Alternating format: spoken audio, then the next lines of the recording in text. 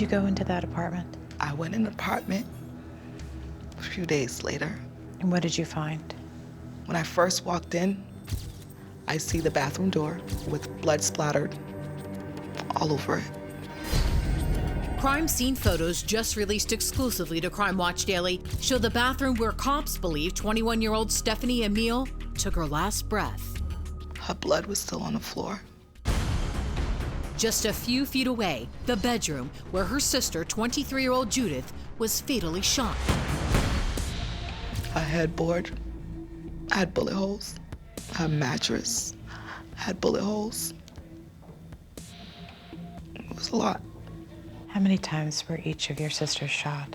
They never told us. From what I've seen, it looks like he shot Judith a lot more than Stephanie. You find out that they weren't the only ones in there. Yes. My niece was inside that apartment, on the bed, with one of my sisters that got murdered. The killer shows some mercy and lets the little girl live, but the toddler is forever scarred.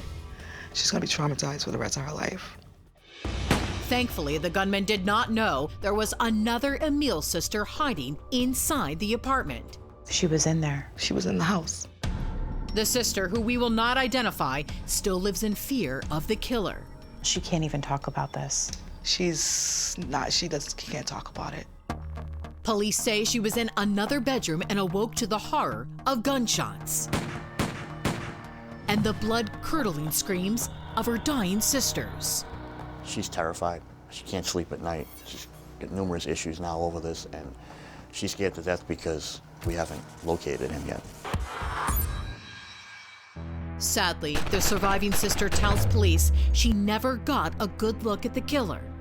So, at that point, I'm just wondering who could it be and why. That's also the question cops were asking. at first police had no suspects. Did it appear to be random? To me, I thought it was random, but then again, I didn't think it was random. Two things didn't add up for Marilda.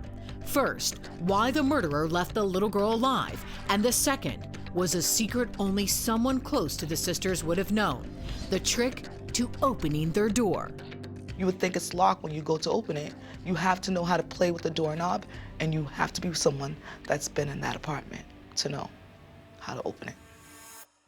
Police confirmed to Crime Watch Daily there was no signs of forced entry. But who would want these sisters dead?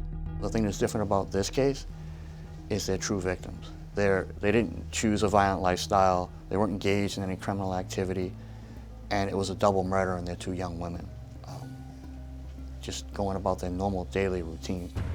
As the Boston Police Department began to collect forensic evidence, the entire Haitian community came together to grieve the sweet sisters, including one mysterious mourner, a young man the family is shocked to find out Stephanie had been dating.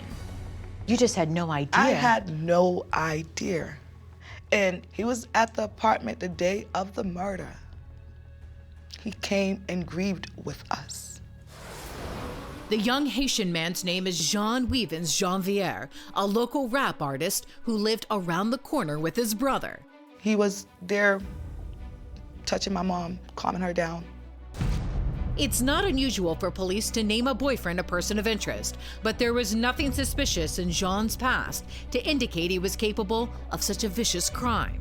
He had no criminal record. He worked. He's just a normal guy that you would meet on the street. But as the Emile family prepared to lay their sweet sisters to rest, cops get a tip. The mourning boyfriend is really an angry ex. Stephanie broke up with him. That right prior to her dying, yes. Do you know why she broke up with him? I heard he had at some point told her that he was gonna hurt her. I think she was done with the relationship and he didn't want to be done with the relationship. But rumors aren't enough to arrest Weevens Janvier. He was around living his life in that neighborhood. Yes, he was living his life.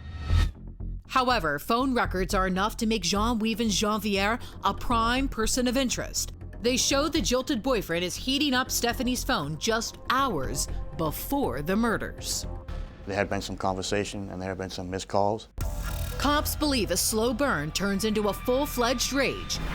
Then, at the exact same time those 911 calls come in, radio silence. After the incident occurred, there were no more phone calls to Stephanie from that number. Up next, cops move in to arrest Janvier. There's just one problem.